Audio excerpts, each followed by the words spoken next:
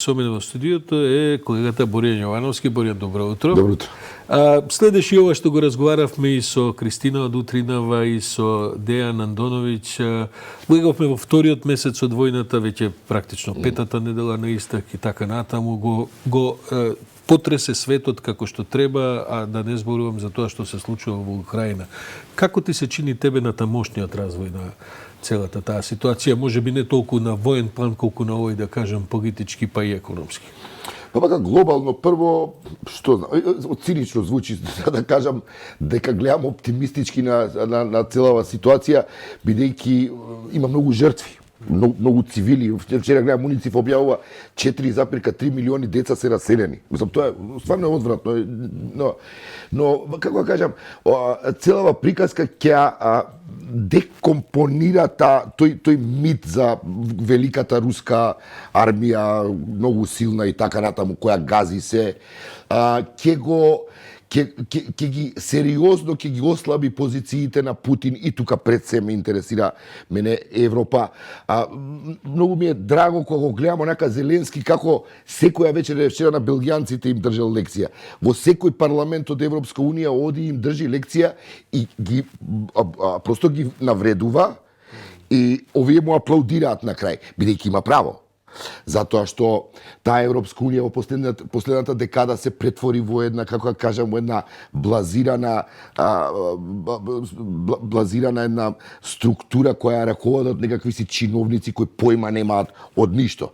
Без вистински големи политичари кои што можеле да направат нешто. Испрано една испрана ситуација која доколку продолжеше низ таа вода, она сосема ќе се испакнеше. И сега видите, ова звучи така парадоксално, па дури цинично, но еве се најде Путин да конечно ја консолидира Европската унија. Тоа може би едно од попогрешните проценки на Путин, бидејќи тој, како и сите други, мислеа дека таа Европска унија е вака баш еден бладзирана институција која што на неговата агресија ќе одговори со страв. Сепак да прашам, Боријан, навистина зачуди оваа мобилизација, ова стегање на редовите с која се уште на разни точки по разни прашања се одржува. Може ли тоа да трае премногу долго? Нема ли Европа сепак на крајот да се врати наскоро за некоја недела, можеби за некој месец во поединечните интереси, ај сепак гај доста е се ова со Украина, дај да видиме што да правиме и така натаму. Има ли опасност од тако видна? Па се разбира дека има со оглед на тоа која води Европската унија, но ова сега е прашање и ти да разговаравте на тоа. Се прашање како да се најде екзит стратеги за Путин. Он заглави. Тоа е повеќе од јасно. Он ќе треба да излезе од таму некако и треба плюс да му се смисли наратив у кој он е некаков победник. Добро, фајн. Ќе биде веројатно Украина неутрална, има тука и некои други последици кои ќе се случат по некои подржувачи на Русија тука во Европа, но се задржам нова, но во една подолга перспектива Путин нема да има режим чејнж таму. И Русија ќе биде таква каква што е сега со Путин, додека е он жив. И со Путин, после целиот вординг кој Западот го употреби, ова вербално нуклеарно оружје против Путин, ја не верувам дека таму сега ќе може после тоа се глуми некоја нормалност во тие односи. Санкциите ќе се трнат, веројатно тие економски релации ќе се вратат, но мислам дека ќе има некаква железна завеса таму, која пак европејците ќе ги држи во некаква алертираност, подигната тензија, мобилност, која по мене би требало да резултира со некакво враќање на некоја базична кондиција на Европската унија или враќање во живот на базичните вредности кои Европската унија направија тоа што беше во изминатите 50 години. Најдобрата, како да кажам, најдобриот простор за живење со благосостојба, мир, демократија и слобода, мислам. Ќе се вратат ли десничарите, бидејќи десничарите се уплаши од ова Путин? Прави онака наврапито, како да кажем, помалку и хаотично почнат да се дистанцираат, да се и така натаму. Ќе се вратат ли тие во форма повторно, мислам, прво ќе видиме што ќе направи Орбан за викендов, бидејќи таму, како што велат, може би дури да е тесна таа разлика и да видиме кој ќе победи, ако ја мислам дека Орбан се уште има капацитет да победи на избори. Но што ќе настане во политичка смисла на внатрешно политичките сцени, ако ова се заврши вака како што се предвидува? Па еве, Сашо, сега, например, јас, Путин, ова е екзит стратеги, која ја гледате, и он, сега не знам како они ќе го решаваат Донбас и Луганс, дали ќе може тоа да се реши во смисла на тие, они стварно добијат независност. Па, има многу такви територии во светот кои што се спорни. Има удар на Украина. Ќе се најде некоја формула, претпоставувам. Мислам дека Зеленски ќе мора да прифати некаква федерација, нешто тој тип. Но мислам дека Крим е завршена приказка. Крим ќе мора да му го вратат на. Добро, украинците никогаш нема да се согласат формално тоа да го направат, но мислам дека и Западот, ако е Крим цената и признавањето на Крим, дека тоа ќе се случи. Во тој случај ме интересира што ќе прави, и гледам изборите во Србија како се запалени во, па дури Вучич делува како некој кој е вака умерен, да. Добра, ама Вучич уште првиот круг ќе победи. Да, мислам дека тука на пример ќе стане Косово ќе добие, а доколку Крим се призна и нели тој принцип на промена на границите, мислам дека Русија уште еднаш ќе ја пушти низ вода. Лоша услуга ќе направи, да. Но да почекаме, што се однесува до овие другиве дечки, ја гледам оваа Мари Ле Пен веќе не само што не е фаворит на изборите, него на 10 април него нема никакви шанси. Оној италијанецот, како се викаше, хистеричен министер за внатрешни. Добро, да, го нема. Орбан ретерира сериозно, мислам. Не само тоа, туку го гледам како Орбан ја промени целата политика, велики дека јас сум антивоен, дека овие другите ако дојдат ќе направат војда. Оваа интервенција како флеш им прави на унгарците кои 58 им влегоа тенкови руски во Будимпешта и потепа куп народ во Будимпешта или во Прага. Тоа се некои трауми од минатото кои и затоа Путин е во сериозен ризик. И Јанше исто има, не му е. Значи, сакам да кажам, сите тие инсталации, да не зборам овие ситни века и нас што се, Боранија овде. Така што тоа завршува таа игра. Матео Салвини се викаше. Матео Салвини, да. Добро, Боријан, да те прашам, ја видовме таа поголема европска слика. Како ова во Европската унија сите овие настани ќе се одржат врз регионална нивна политика, имено врз процесот на понатамошна интеграција на Западниот Балкан, бидејќи мислам дека во првите недели од конфликтот имаше една теорија дека ова може да отвори врата за побрза интеграција. Па потоа следуваше едно, како да кажеме, отрезнување во кое се гледа можеби во последниве 2-3 недели дека всушност Европа толку има поважни прашања сега и домашно политички и секако надвршно, што процесот на интеграција повторно е поттурнат. Од трета страна доаѓаат некакви оптимистички вести од Софија, не може човек да протолкува веќе таму кој што изјавува како, пописот е еден дел од тоа и така натаму, иако го прочитав соопштението на Министерството за надворешни работи вчерашно на Софија, во кој дека тие се со изненадување ги примиле цифрите во пописот, значи да, изненадени се, ама тоа е реалноста сега, што ја правиме оди, ако живееле во некој свет на фантазија. Со други зборови, ќе има ли можност ова отвара ли или затвара некакви врати за регионот? Отвара. Тука кај нас, прво сакам да кажам дека непотребно се создаде една атмосфера на некаков песимизам после онаа изјава на Борел. Ја во таа изјава на Борел не видов ништо лошо. Не знам кој очекуваше дека Борел ќе дојде тука и ќе каже почнувате денеска преговори. Беше исплакната посетата баш во онаа смисла во која што ти говориш, бидејќи Борел е можда врвотната исплакната бирократија. Апсолутно се гледа дека таму никој прво како пиар не знае да ја подготви посетата. Тука да не разговараме за тоа. Но замислете ситуација на Европски совет сега во јуни во сред оваа војна, да излезе бугарскиот министер и да почне да зборува за 19 век. Мислам стварно, значи не држи вода. Ако проширувањето не го тргнат од дневен ред, мислам како кандидатурите и стартот на преговори. Мислам дека таа консолидација на Европа, дека до толку барем, оваа војна во Русија ја испрати силно таа порака дека на Европската унија и треба консолидација по сите основи. Ја зборам само Балкан, интеграција на Балкан, него по сите основи. Вчера во Бугарија имаше една голема операција на нивните тајни служби во кои беа приведени, разоткриени некакви повторно руски инсталации. Тоа дипломати овдека, ама таму кои што работеле на растурање на односите помеѓу Бугарија и Македонија, така изјави премиерот Петков. Тоа им била задачата да се практично успори или да се поништи можноста Западниот Балкан да се интегрира во Европската унија.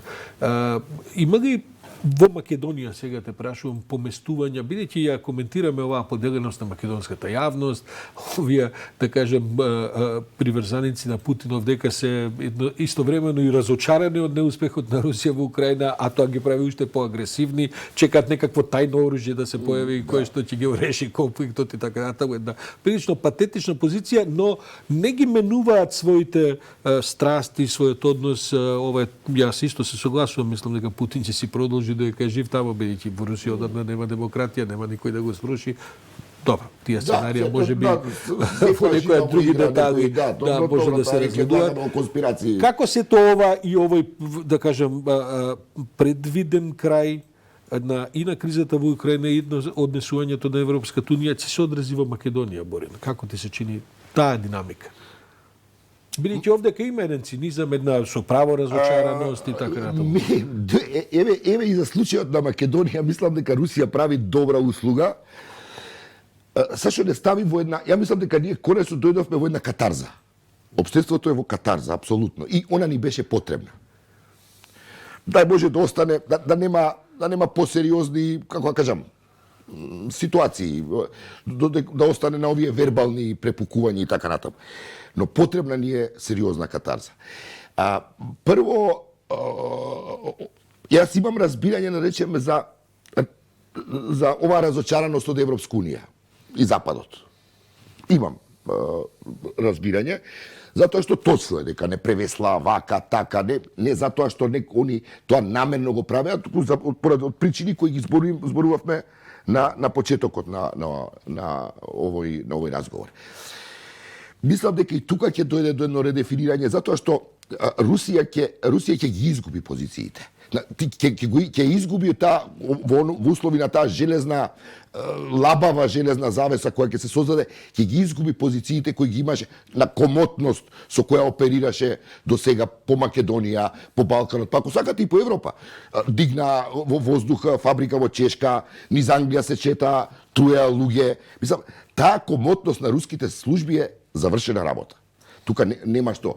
И во таа смисла мислам дека и ние, доколку почне некој вака сега, еве, да речем оптимистички, почне некаков реален процес со Европска унија.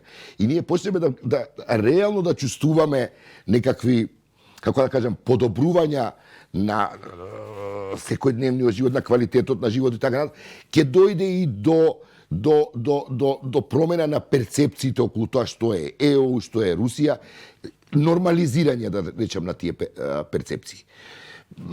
На кој рок не знам, но мислам дека и во таа смисла интервенцијата на Путин прави некакви, еве, се обидувам да ги гледам тие добри последици. Борен, за крај, ти од неодамна почна да емитуваш еден серијал од мали и кратки документарни филмови кои се однесуваат на што? Сашо, мене почнав да го снимам пред... И клипчето ќе го... Се однесуваат на... Што се викаат европски приказни, 6 европски приказни, секоја е снимана во различна држава и идејата ми беше да ги илустрирам тие темелни вредности цивилизацијски на Европа. А инспирација ми беше ова што го зборувавме на почетокот пред 3 години. Навистина беше жално да се гледа како тие вредности која создадоа таа Европска унија, која ние сите ја сакаме, како почнаа во самата Европска унија да скапуваат од внатре. Зборувам за теми како толеранцијата, зборувам за теми како слободата на изразувањето, зборувам за теми како интегритетот на поединецот, на професионалецот во однос на политиката, на граѓанскиот активизам. Она што всушност беше главните вредности на таа европска демократска либерална идеја. И на крај ја завршувам со 6-та епизода која е снимана во Унгарија, во Будимпешта, каде што снимав со поранешни дисиденти од 80-ти години кои учествуваат во промените од комунизам кон то се оние славни Во кој што и Орбан инаку беше еден од славните ликови. Дисиденти, либерали, ова, кои ги изложувам на само критика. Односно, барам од нив, не барам од нив да ми кажат колку е лош Орбан, бидејќи тоа го знаеме. Од нив барам да ми кажат каде они погрешија. И тука има многу добри поенти околу тоа. Дека либералните вредности не се нешто еднаш од Бога дадени и за секогаш, дека за нив треба постојано да се бориш. И дури во една изјава има еден кој учествувал во тие преговори кога се менува транзицијската влада, кога се прави 90-та година, кој вика дека Орбан вика ни заврши работа. Конечно вика после ова, после промената која ќе успееме да го промениме, ќе го промениме и ќе го променат. Тие либерални вредности во Унгарија ќе бидат, како да кажам, зацементирани. Па искрено да бидам, ја тешко тоа да баш така со леснотија го Тоа се процеси, тоа што нашите животи се прекратки во однос на историјата, тоа е наша фрустрација лична. Но зборуваме за процеси. Инаку првата емисија ми се емитуваше во недела, пак ќе се емитува сега во недела на МТВ во 8:15, е за интегритетот професионален на оние двајца познати обвинители Фалконе и Борселино. Мислам дека го имаме тоа клипче со трейлерот малце да го. Ај пуштете го од режија за да барем вака, па потоа ќе се вратиме да уште малку поразговараме баш за таа епизода. Режија пуштете го тоа клипче.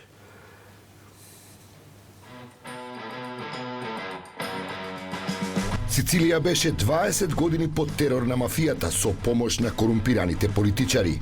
The mafia in the face of the state, the mafia in the face of the church, the mafia in the face of the judges. Бруталните убиства на обвинителите Фалконе и Борселино го кренаа на нозе граѓанството, пошто немаше повеќе простор за компромиси. The Sicilians started to react. After Falcone and Borsellino, there was a feeling that the mafia went too far. Мафијата се најде зад решетки. За мафијата, незините методи на терор, политичките дилови, побуната на граѓанството и победата на правдата. Да, мафијата Италија. Да. Овде, она што ми направи впечаток е зашто почнав да ја правиме тоа.